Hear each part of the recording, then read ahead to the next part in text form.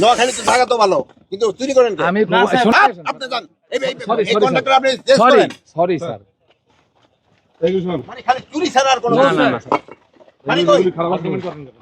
বাড়ি কই? নোয়াখালী স্যার। ওই তো নোয়াখালী তো থাকা তো ভালো, কিন্তু চুরি করেন কে? আমি শুনুন স্যার, আমরা চেঞ্জ করে দিব স্যার, বসতে আসেন না। সব চেঞ্জ করে দিব স্যার, সব চেঞ্জ কেন বলার পরে চেঞ্জ না কেন? না না স্যার, স্যার আমরা রাতের বেলা আমি ধরে দেখবো কেন? আপনারা দেখেন এই যে ইটের অবস্থা দেখেন, এই যে বাঙ্গাই, এই যে দেখেন, না মানের আগেই ভেঙে যায়। পাঁচ কথা আপনি তো বুঝতে পারবেন। দেখেন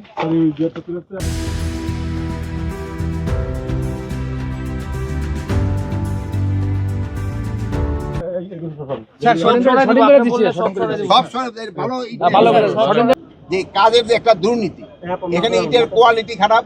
আপনারা যারা আসেন না আগে এখন একটু দেখে নেবেন। তারপরে যে সুরকিগুলি আনা হয়েছে এগুলির কোয়ালিটি খারাপ।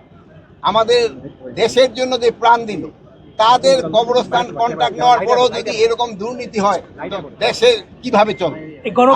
এই গণকবরের এই দুর্নীতিতে আপনারা ফুটে তুলবেন।